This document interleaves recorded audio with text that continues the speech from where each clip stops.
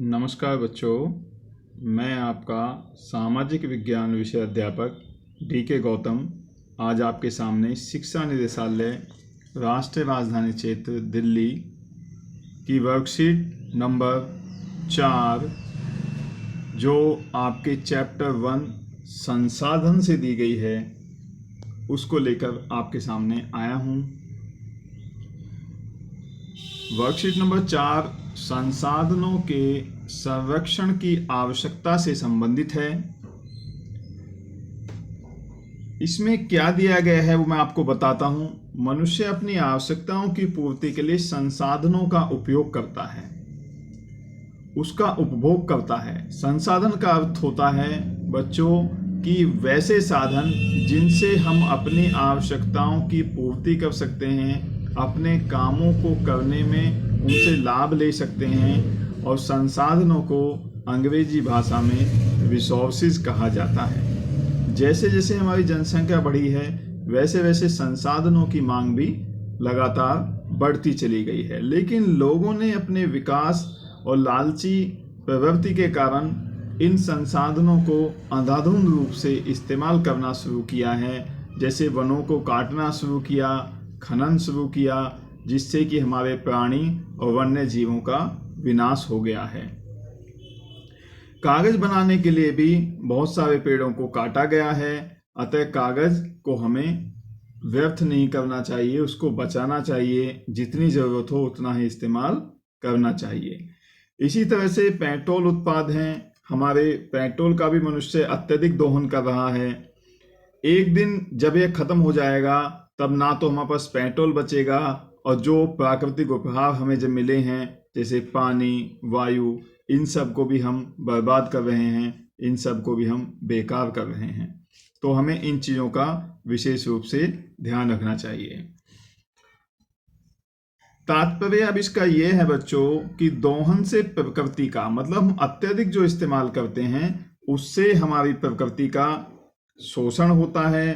प्रकृति में दी गई चीज़ें जल्दी से जल्दी नष्ट हो जाती हैं, और यदि ये चीज़ें जल्दी जल्दी नष्ट हो जाएंगी तो फिर हम आने वाले समय में इन चीज़ों का इस्तेमाल नहीं कर पाएंगे। तो हमें ध्यान ये रखना है विशेष रूप से कि जितनी आवश्यकता हो, जिस प्रकार से आवश्यकता हो, हमें उतनी ही चीज़ों का, उतनी ही संसाधनों का इस्तेमाल करना चाहिए, ताकि आने वाले भविष्य के लिए हमारे पास बचे रह सकें। तो प्यारे बच्चों, मानव का अस्तित्व जब हम अधिक संसाधनों का दोहन करते हैं तो वो निरंतर खतरे में आता जा रहा है। हमें अपने प्राकृतिक संसाधनों की रक्षा करनी चाहिए, उसके अस्तित्व को बचाना चाहिए, क्योंकि यदि हम मानव के अस्तित्व एवं प्रगति के लिए मानव संसाधनों का संरक्षण बहुत जरूरी है। हमें संसाधनों का प्रयोग प्रकृति को बिना नुकसान पहुंचाए विवेकपूर्ण ढंग से नियोजन के साथ करना चाहिए, ताकि लंबे समय तक हम इसका लाभ उठा सकें। तो संसाधन संरक्षण बहुत ही जरूरी है।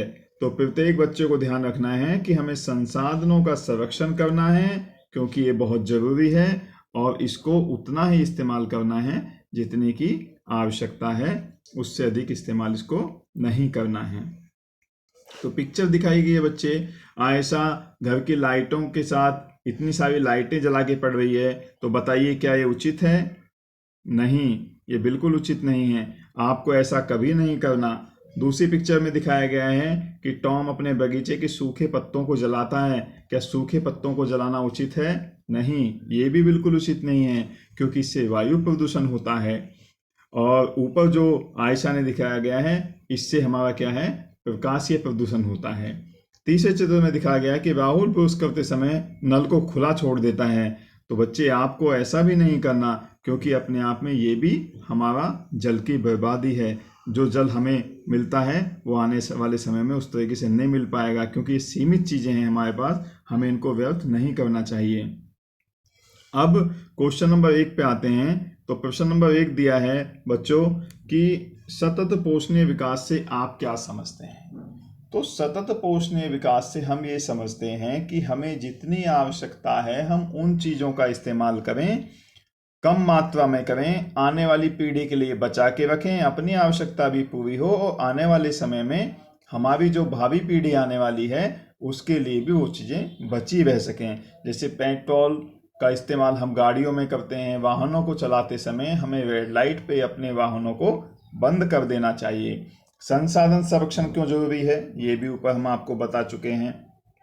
क्वेश्चन नंबर 3, यदि पेट्रोल पूरी तरह समाप्त हो जाए तो आपके जीवन में क्या बदलाव आएगा, सोच कर देखिए। तो बच्चे ये आपको खुद सोच के लिखना है कि जहाँ जहाँ हम पेट्रोल का इस्तेमाल करते हैं, अगर हम पेट्रोल का इस्तेमाल करने के लिए आने वाले समय में हमें पेट्रोल ना मिले तो हम अपने आप को कैसा महसूस करेंगे। क्वेश्चन नंबर 4, संसाधनों के संरक्षण में आप अपना क्या योगदान दे सकते हैं। तो प्यारे बच्चों, इसमें आपको अपने विचार लिखने हैं कि हम इसमें क्या योगदान दे सकते हैं। तो मैं आशा करता हूं कि दी गई वीडियो के माध्यम से जानकारी जो आप तक पहुंची है वो आपने ग्रहण की होगी, और अब आप नीचे दी गई वर्कशीट को ध्यान से देखेंगे, समझेंगे, उसको पूरा करके भेजेंगे।